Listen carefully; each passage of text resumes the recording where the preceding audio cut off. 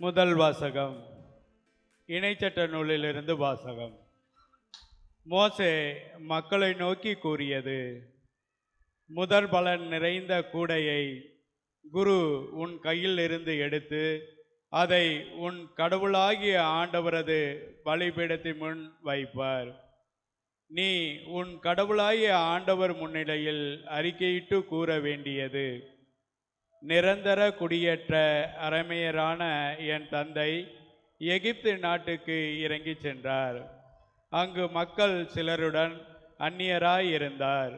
ஆனால் அங்கேயே பெரிய வலிமைமிகு திரளான மக்களினத்தை கொண்டவர் ஆனார்.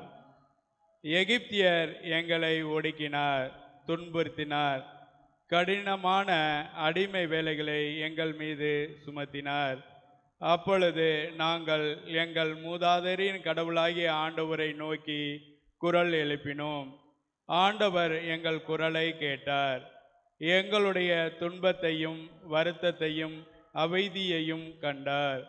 தம் வலிய கரத்தாலும் ஓங்கிய புயத்தாலும் அஞ்சத்தக்க பேராற்றலாலும் அடையாளங்களாலும் அருள் செயல்களாலும் ஆண்டவர் எங்களை எகிப்திலிருந்து புறப்படச் செய்தார்.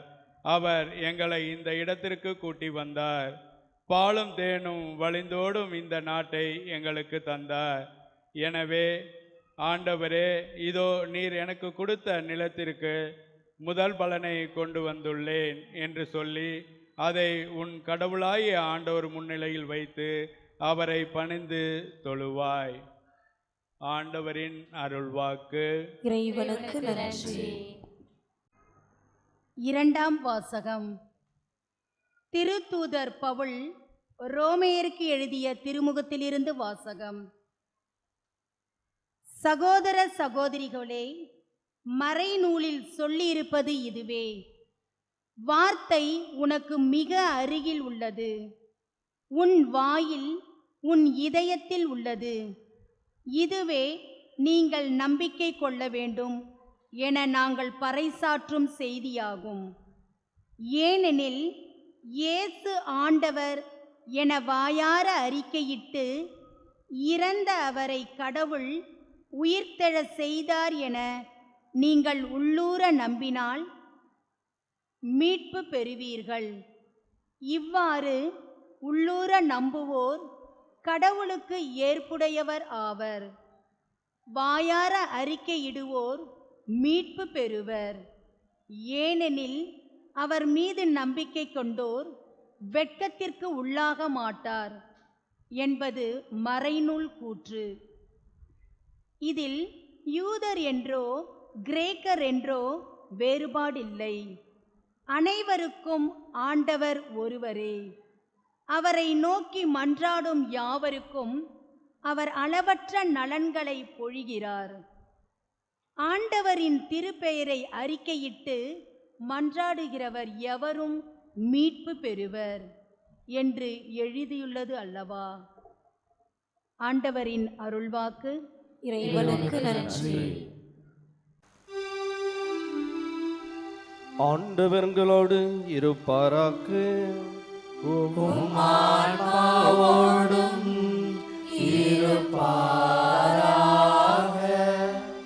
லூக்கா எழுதிய தூய நற்செய்தியிலிருந்து வாசகம். ஆண்டவரே, மாட்சி உமக்கே.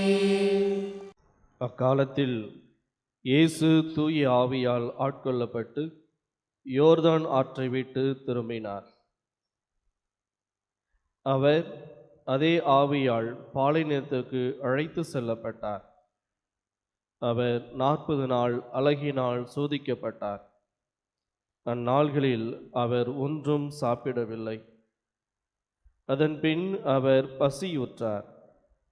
அப்பொழுது அலகை அவரிடம், நீர் இறைமகன் என்றால் இந்த கல் அப்பமாகும்படி கட்டளையிடும் என்றது. அதனிடம் இயேசு மறுமொழியாக, மனிதர் அப்பத்தினால் மட்டும் வாழ்வதில்லை என மறைநூலில் எழுதியுள்ளதே என்றார். பின்பு அலகை அவரை அழைத்து சென்று உலகத்தின் அரசுகள் அனைத்தையும் ஒரு நொடி பொழுதில் அவருக்கு காட்டி அவரிடம், இவற்றின் மேல் முழு அதிகாரத்தையும் இவற்றின் மேன்மையையும் உமக்கு கொடுப்பேன். இவை யாவும் என்னிடம் ஒப்படைக்கப்பட்டிருக்கின்றன. நான் விரும்பியவருக்கு இவற்றை கொடுப்பேன். நீர் என்னை வணங்கினால் அனைத்தும் உம்முடையவையாகும் என்றது. இயேசு அதனிடம் மறுமொழியாக, உன் கடவுளாகிய ஆண்டவரை வணங்கி அவர் ஒருவருக்கே பணி செய்வாயாக என்று மறைநூலில் எழுதியுள்ளது என்றார்.